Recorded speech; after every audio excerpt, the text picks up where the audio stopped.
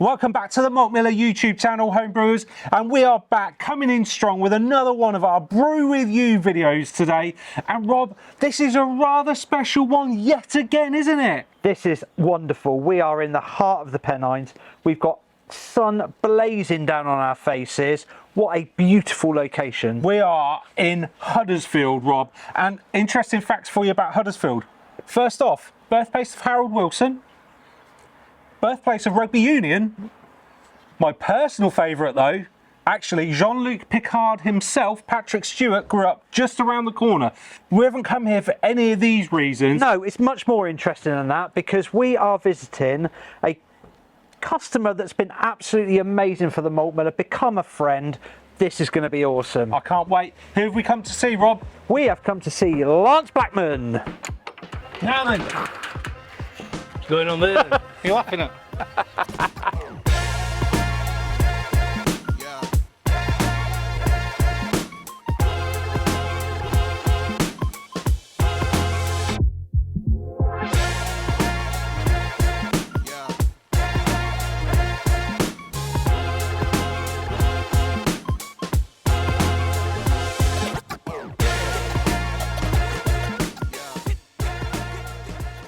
We all know that the homebrew world is absolutely full of legends. This is one such guy, Lance Blackman. Great to see you here in your brewing space, the waiting room. We're going to get a brew on. I can't wait. Absolutely delighted to have you both here. It's yeah, really exciting. Looking forward to doing a nice decocted Czech Dark beer. So look, let's just before we get into the brewing part of it, Lance, this brewing space that you've got here is absolutely amazing. This obviously hasn't happened by accident. You must have put some serious work in to get this to the standard it is at the moment. Massively so. Yeah, basically it's an old 1850s wash house, and in the 60s it had been converted to a garage. So we're probably talking a good 1.5 foot filled in. So then, when we first moved in this place, we're like, this space sold us. Regardless, even if I quit brewing, it's a perfect place to have outside. But and the house is just a bonus here. Yeah, exactly. Yeah, this is what sold. I mean, we got gazumped on a house the weekend before we sold this house. We were technically homeless. It was brilliant. And then this place appeared on the Saturday, and we just bought it. But yeah, this is what sold it to us. But yeah, so we converted it, and we've dropped the floor back down, extended back out that way, basically putting it back to its original 1850s configuration as a wash house essentially. But, it's a beautiful stone belt. We've got wooden beams. It's like massively atmospheric in here. It's really nice space. It's amazing how much smaller it was when we initially moved in, because obviously the ceiling was all plasterboarded. Obviously you were much higher up off the floor. Yeah, this was all, you felt hemmed in, and it didn't take much to fill the space, even though it's a large space. Because as we all know, the more space you get, the more stuff you put in it, or the more stuff you buy from this gentleman here. And I guess being stone built, the temperature in here is relatively even. Yeah, I imagine it gets a bit nippy in the winter. It's fantastic. I mean, to be fair, I've got the tap set up in the house, but over winter time it's fantastic because I'll just keg stuff and I'll leave it out here and go back to my roots, just drinking off party taps. It's great fun. Never forget your roots. We're brewing a Czech Dark Lager. Yep. Okay, why are we brewing a Czech Dark Lager? What's the... I mean, it's May, it's the perfect time to drink dark beer across the summer, obviously. No, it's one of those beers I find, regardless of season, it's a great drinking beer because it's quite light in body, I feel. But yeah, it's just a great drinking beer. So 4.6%, single decocted. Just get some nice caramel tones in it. And obviously this time, so I've brewed this recipe before as well. Yeah. However, I've subbed out what was my original base malt, which was Vienna, just because I had some Vienna and I thought it'd be nice. It's got sweet notes to it. Yeah. We're using the Weyermann Bohemian Czech Dark. Yeah, the dark, yeah. So again, read up the notes of that. It's meant to bring like an intense toffee caramel notes to it, so I'm really looking forward to see what that brings to the recipe. Absolutely perfect for the style. Yeah. Your love of Czech beer, you've obviously travelled intensively. Budvar, you've got links with Radim and your mates with Radim, and so you know a lot about the style and the culture around the beer. Oh, massively so. I mean, I first went to the Czech Republic in 2010, mainly in the search of trains, because obviously that's my other passion and hobby. Been going back ever since, because obviously fell in love with the beer as well, and been going over this past 14 years, again, chasing trains, chasing beer, and going to random villages with breweries in the middle of them, that just the town's built around the brewery. It's a great heritage for the brewing world. It's just always been fascinated by Czech beer. Right, Lance, we need to get cracking on. What are we doing first? We need to build the grains because I have a preference of using whole malt kernels. Yeah, you could dial it in. Especially for a decoction crush, because I personally prefer to keep my crush slightly coarse for a decoction, just to aid filtering later on, because you can get some pretty sticky mashes with decoctions. Let's get cracking.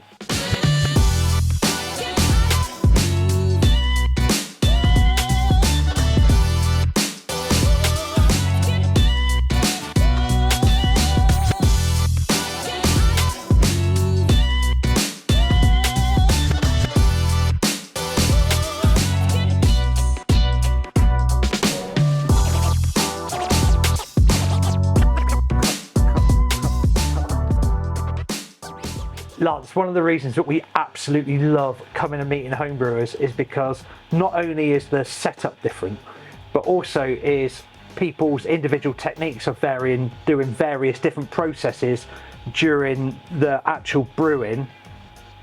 Doing a single decoction here, obviously, and just talk us through your take on exactly how you've done that. So, I've read various books. The new lager brewing book's very interesting in terms of giving information on obviously the actual proven scientific process of decoctions. Yeah. My approach was a little bit more probably loose, as it were. But so basically, a thin mash.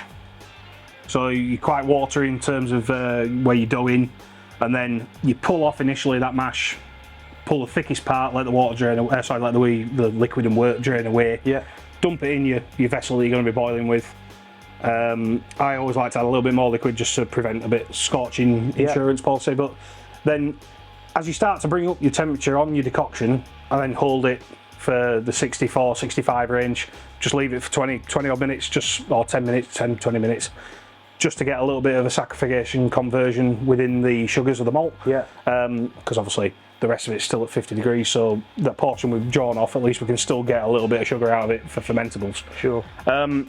Obviously then, after the 10 minutes, 20 minutes, whatever you want to do, it's up to you. It depends how well your vessel holds the temperature, I suppose. So mine's quite thin-walled, so we're going for 10 minutes on this occasion. Yeah. Relight the fire.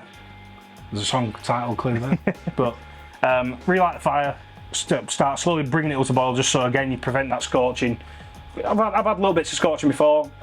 Never really pulled too much astringency through the mash, but that's a really interesting point, because really, conversely, you would think that actually by the very nature of pulling the mash off and actually boiling it like that way, that would lead to astringency, but that's how you do decoction. It's been done for hundreds of years. There's probably traditional ways of actually firing in the first place, under wood fires and much less controllable than we've got here as well. Yeah, the whole principle of mashing in at roughly 21 degrees for a triple decoction, mashing in at blood temperature, so you felt it with your finger and that was your initial mashing. Absolutely. It's fascinating the history of where these things come from, and it's like you'll always find everyone's got an opinion, but if people say you're wrong, prove it. It's like anything. I remember someone telling me that before.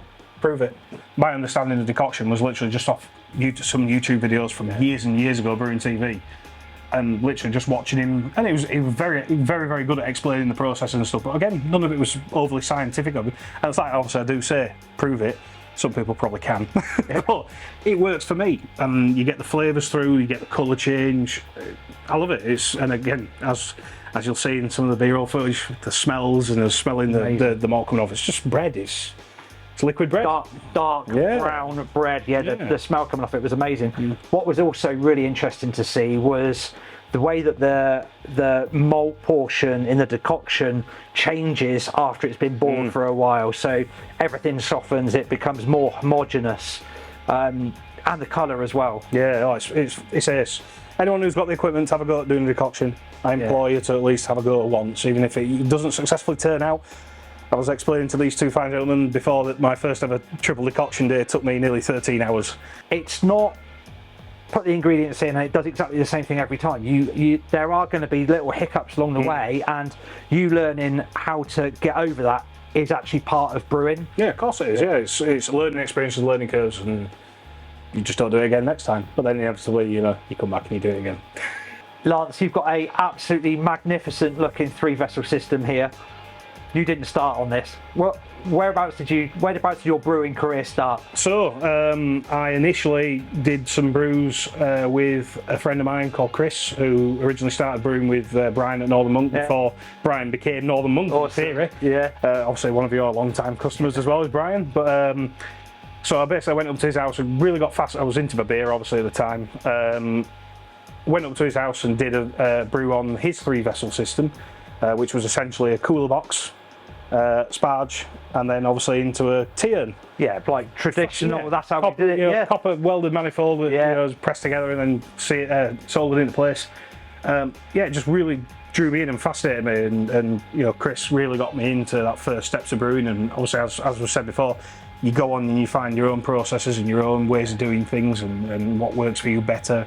And that's how it started. So, but the initial thing was seeing the Brooklyn beer kits, the little 5 pan kits, of course. You do like kitchen brews type stuff. And that's how it started for me. I mean, obviously, I made a great boo-boo on my second one because I bought a Brooklyn kit, and then I started ordering off yourself. Okay. And I remember doing roughly an 80% crystal beer with NZ Dr. Rudy. Yeah. That was a very steep learning curve. Yeah. That beer literally tasted like a bitter licorice. It was vile.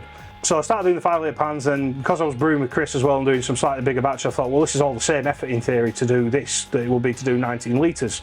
So then I bought a cool box, which is one of the igloo ones, the blue ones that were quite popular at the time. Yeah.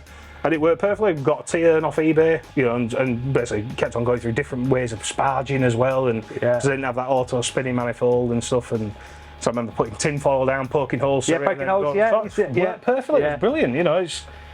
Again, it shows I still made some absolutely banging beer on that primitive kit, and although stainless looks amazing and you do make good quality beer because obviously the hygiene point of view for it, it's not the be all and end all. You can make absolutely fantastic beer off plastic and tubs. People get so hung up on having shiny kit. To me, it just looks nice, and obviously eventually is what I wanted to do with it. Actually, it teaches you so much as well by building that kit up yourself. You're almost getting over problems already within the brewing process because you've got it nailed. You know exactly how it works. So getting over the problems is so much easier. The biggest changes for me were like fermentation control with stuff like that. That's what made beer better for me, was being able to control the tomato. I mean, first big batch of beer I did was a Kolsch, and I left it to ferment probably during I think it was summer months. We'd gone to Edinburgh for the weekend. Just left it fermenting. I think the house was about 26 degrees. Yeah. Came back to drinkable beer, just wasn't really a Kolsch. It was a lot of esters. But again, a learning curve. You move. You got a fridge that fit a bucket. Yep. Great. It was controlling fermentation temperatures. But with the 3-vessel, I started buying bit by bit. I think initially I bought a 10-gallon one, realised for what I was going for it was too small. So we've got a 20-gallon mash, SS Brewtech mash tun here, So I sold that. Didn't do too badly actually. I didn't lose too much money, thankfully. But bought the 20-gallon one, which I think at the time actually were reduced because the markings are incorrect on the inside. Remember that? We've got history of that sort of stuff. Great stories. Tell my kids that one day. We moved on to basically doing this, and I remember brewing at home, made up like a janky setup with a pump on the side of the kitchen worktops with a 20-gallon mash tun and recirculating through that way through a small 50-litre pot. And it worked perfectly. It was brilliant. I think the first beer properly brewed it was like a 10%. I think it was a 10% triple IPA. Yeah, we don't go by halves. No, exactly. Do stupid stuff, stupid tricks, stupid experiments. It's just grown from there because I realised you can take the same effort to make 20 litres as it does to make 40, as it does to make 60, and obviously we arrive at this point where... Well, especially when you've got a setup and a dedicated room where you can leave it set up, it does make it so much easier when you're not brewing in the kitchen. You can take that away. Exactly. It's where the whole name Doorstep Brewing comes from. I was just about to ask, so come on, Doorstep Brewing. So basically when I used to brew, obviously I used to fill up the kettle through gravity from the mash tun and then lift 50 litres of wort to the door, plug it in and boil it at the doorstep, and it was on a main road, and I used to get some very interesting funny looks at people when they walk past. I can imagine the conversation started was interesting. Steaming kettle, what are you doing, you mad? Brilliant. A B80 that at the moment you're using just as an HLT. No, boil kettle, yeah, It's a boil kettle, right? Okay. Which again, it's an absolute luxury, and it's a bit excessive because obviously, as they are themselves, are a standalone fantastic bit of kit. Now I bought this in lockdown for myself because I packed all the brewery up. Everything was literally in the loft. It would have taken the way the building was in here with everything piled into it before the work was meant to start, and obviously the pandemic put paid to that. Yeah. So and used it for a while, probably a good year and a half, 2 years as the B80 as it stands, and it's a fantastic just kit. as a single vessel. I just missed the fun of a 3-vessel system, and when I say fun, it's things can go wrong. Quite like it when it goes wrong sometimes because it's working your way around how to make it right. So that's where we are these days. You know, I've slowly built up the manifold and control manifold, so basically you don't have to essentially mess around with pipes on the brew day, so you can switch straight to sparging, straight to running off into the kettle once you've attached your pipe, obviously. Just eliminating all potential areas of burning yourself, apart from the decoction. And the only reason at the moment why I'm keeping this, and I just thought its usability with the centre drain and the ease of cleaning, it's nice to use. It really is. Brew Tools, if you're listening, start doing some standalone kettles as well, because this sort of design would be absolutely perfect for a 3-vessel brewer. As a standalone brew kettle with the centre drain and the whirlpool facility on it. Yeah, the bits and gubbins, you know, because the control panel works brilliantly. Everything about it is just user friendly, and that's why I'm a bit loath to get rid of it at the moment, which because I've got a 110 litre kettle up there that was originally part of this 3-vessel system that's just gathering dust at the moment. But that's the superior product at the moment. Massively so. Makes your life easy, and sometimes making your life easier whilst you're making everything else harder can be a godsend. So horizontal system, 2 pumps. Well, you've got a chugger pump here, but you've also got the Blickman Riptide pump as well. And you've got a bleed function on that, which makes the setup somewhat easier. And actually, as you say, not having to take the brewing system apart whilst you're actually brewing on it to do a different process, having that set up, it just makes it so much. Massively so. It's a lovely system to use, and with a 3-vessel, your brewing day is a little bit longer. But it's a more involved day. It's great fun to use, and it's great when you've got a few people here as well and having a few beers, and everyone's a little bit more hands-on with it, and you're having just a good day. But sometimes it's when it starts to come towards the end of the day and you've had a little bit too many beers. That's when the struggle comes in. They clear up. We've all suffered from that. Lance, brew day's cracking on. We've got a beer which is absolutely fantastic. Thank you very much for that. No worries. Nice bit of Kolsch. Recipe. We're brewing a Czech Dark Lager. Can you give us your inspiration behind the recipe and why you've put the grist together? So obviously the inspiration is generally, I mean, to be fair, in my opinion, you don't see a lot of Czech Dark in the Czech Republic. I mean, it's Radim might disagree with this, I don't know, but obviously the main ones, obviously you see Budvar Dark, Kozel Dark, but it's not. When you walk into a Czech pub, it's not a big style, I don't think. So the inspiration for this one, lower ABV obviously, Budvar's a bigger inspiration, so it'll be all SARS in the boil. We've gone for, obviously as we mentioned earlier on, the Bohemian Dark Malt as a base, along with Bohemian Floor Malted Pils. Both floor malted malts, so obviously suit the decoction process without drying it out too much. So we've attained as initial mash temp of 66, I think we were going for. Just fell a little bit short, but obviously with the recirculation, it's upped it back to 66 as a uniform temp. Done it on a mash out at the moment. So once that's run off, we'll do 100 grams of first work leaf SARS, then finish off with, I think it was 2 additions, without looking at the recipe, it's 2 additions of SARS towards the later end. Just get a little bit of that sort of spicy, floral earthiness that you get from SARS. It's just, I think it's just beautiful. It'll meld with those nice dark malts, and we've gone for a small addition of roasted barley, which is an addition on this recipe after listening to Radim on the hop edition. Obviously it's not a Czech roasted barley, but we've gone for Simpson's roasted barley. And what else we've gone? We've gone for a touch carafa, just to up the colour slightly. So at the moment, obviously I'm sure Mr. Stiffo will do some fantastic B-roll of showcasing the colour, but we're almost at that end of a really dark ruby. Right, this is really interesting, and this goes back to a little bit earlier in the video where we were talking about having to sometimes do things on the fly. You weren't happy with the colour of the wort, so you had some Carafa 3 on hand, and you milled it and put it in the mash tun just before mash out. Yep. For the colour adjustment. Yes, massively so, yeah. And this is the kind of thing that I'm talking about, where, you know, just as brewers, things on brew day sometimes don't actually go completely as planned, but being able to have the foresight and skill to be able to just change things up a bit and adjust the beer on the fly is actually like a real... And again, being able to see your recirculation colour, and of course, obviously single vessel users will still be able to do this as well, because you can see the colour of it going round. Yeah. The ability to make that change on the fly is superb, because, like we said, initially the Tmavý I brewed last did have Carafa 3 in. Yeah. But I thought with the slightly darker Bohemian dark, it might just adjust up to roughly what it should be. Yeah. But we were looking more on the edge of brown, so the Carafa's just darkened it up, and it's still got that red hue, which obviously when you do get a Czech Dark, hold it up to the light and you'll still get that see-through, almost like really dark ruby colour. They're a great drinkable beer. Again, it takes us back to the start. Why are you brewing a Czech Dark as you approach summer? Because like a Schwarzbier, they're still insanely drinkable in hot weather. Where are we going next? What's next to do? So we are roughly pretty much we've done about, I think, 20 minutes of mash out temp at 76. Yeah.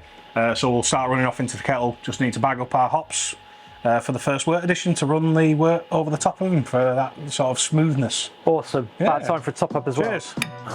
Nazdravie.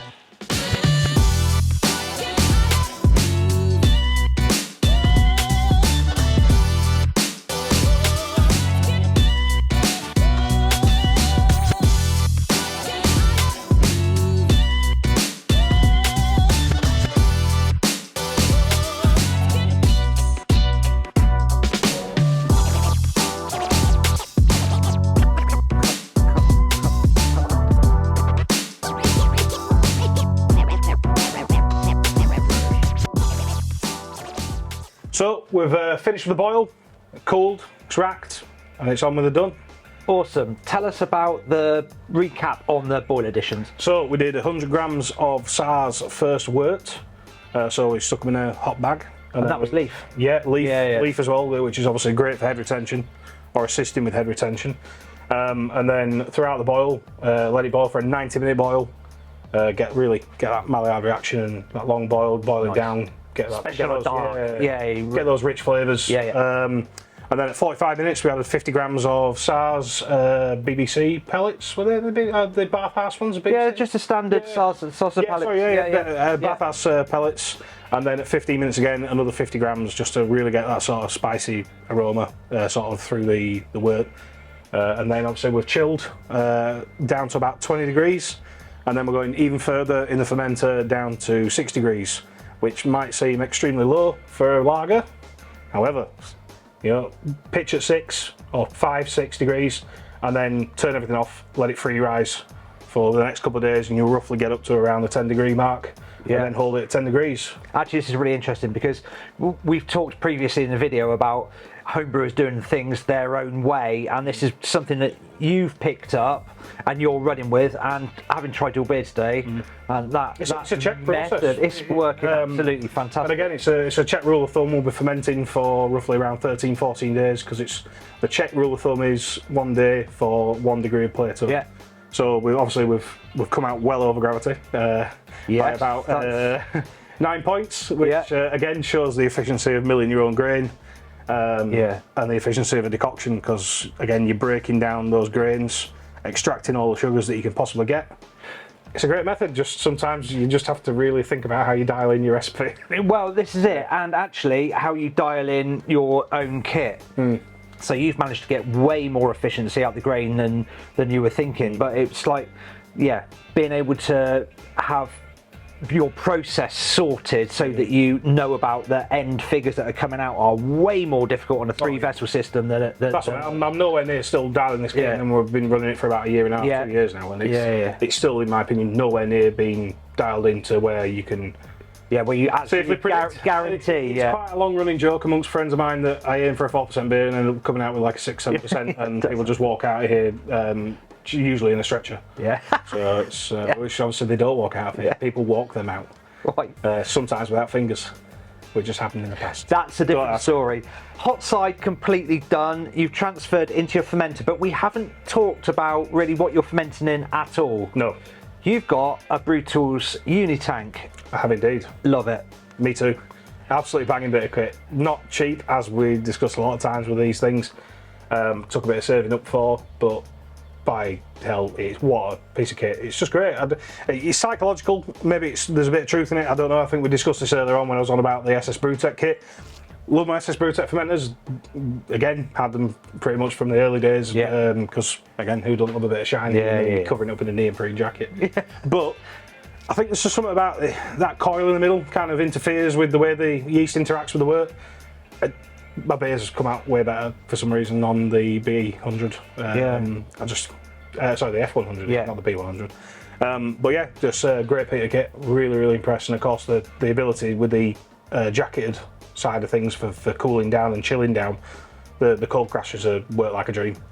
Actually, with all of these stainless steel fermenters, the add-ons so that you can personalise the fermenter to fit in with your system, with the personalised bits of kit that you can add on to it, make them absolutely fantastic. And that's the bit that I really like about it. Especially with this, with the spunning valve, so obviously this will be open fermented, well not open fermented, but it'll be vented. Yeah. So you get obviously straight out. Yeah, you'll just use it as a blow off. Yeah. And then as it's coming towards the end of fermentation, shut the valve and allow it just to build its own pressure up, just to finish off all those last few days. Yeah. Again, replicating the headspace that you find with how the yeast interacts in a commercial setup. Exactly, and you've got that teamed up with a G20 glycol chiller. Indeed. Yeah, so you can completely, your fermentation temperature is absolutely nailed, which for all styles is important, but for this sort of style, absolutely. Yeah. So we are basically done. But we've got a very patient yeast starter here. Massively so. So tell us about the yeast. You've obviously made a starter. On a stir plate. So this has been a 3-stage starter. So each time, first 2 times a litre. Yeah. So you build up slow, build up small, build up big. So then the final one was a litre and a half yesterday afternoon. And by 8 o'clock last night, it was trying to climb out of the flask, which is why it looks a complete and utter mess. Yeah. But that means it's raring to go, and there's a massive amount of yeast that we can see there. So what strain are we using? We're using Y Yeast 2278, which is the Czech Pils strain. Yeah. I'll be honest, it's the first time I've used this strain. So each time I brew a different lager, I like to do a different strain. Obviously, Budvar was the last one, which is a fantastic yeast, and we'll probably go back to and keep going back to as my house Czech yeast, effectively. Yeah. Right. Let's get this yeast in. Yeah. Cheers, fellas. Cheers. Absolute pleasure. It's been what a good day. Yeah, it's been a fantastic day. Tiring. Yeah, I know. I mean, it's like getting on 10 o'clock at night, but part of that's down to us for getting here a bit later today. Yeah, well. But also, what people won't have necessarily been able to pick up on today as well is that in amongst brewing this long brew day of this wonderful beer that we're really excited to try.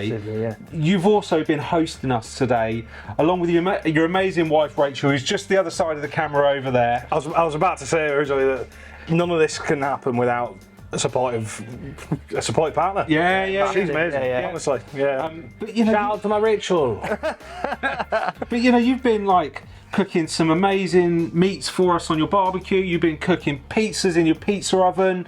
All of this stuff has just been on top of everything we've been doing today, as well as enjoying some of your fantastic beers. So, mate, a huge thank you for hosting us. It's been a pleasure. It's been thoroughly enjoyable to have you both around. Real joy. It's been absolutely fantastic. Been entertaining on my part from viewing you two. No, literally, honestly, you've been running around, working really hard. But actually, it just goes to show that homebrewing generally isn't just about homebrewing. It is about immersing yourself in various other different hobbies that you're picking up along the way. And the pizzas and the smoking meats and everything else is actually right up homebrewers' streets, because that's what we do. That's what it is. But this has been a perfect example of it. So everything that goes into enjoying flavours and experiencing different cultures through food and drink. I think you've really immersed us in your world today. So thank you. It's been fantastic. It comes down to people though as well. This hobby is nothing without people, is it? It's the whole fun of eventually brewing that beer and serving it on tap and having beers in front of you with friends around. It's awesome. It's great. Yeah, but this has been an absolutely amazing showcase of that. So thank you very much. No, thank you. Thank you for coming. Cheers, Lance. Cheers again. Cheers. Thanks very much. Thank you. Now, if you've enjoyed watching this video with Lance in his amazing home brewery, please make sure that you check out some of the other videos that we've got as part of our Brew With You series. And if you're not already, subscribe to our channel, hit the bell for notifications, make sure you give this video a thumbs up, hit us up in the comments down below, tell us what you'd like to see us do next, and you can always find us on Facebook, Instagram, Twitter, and of course, TikTok. Have a great brew. Cheers. Cheers. What do you think of the pedestrianisation of Norwich City Centre? Sorry, Traders need access to Dixon's. or is it towel?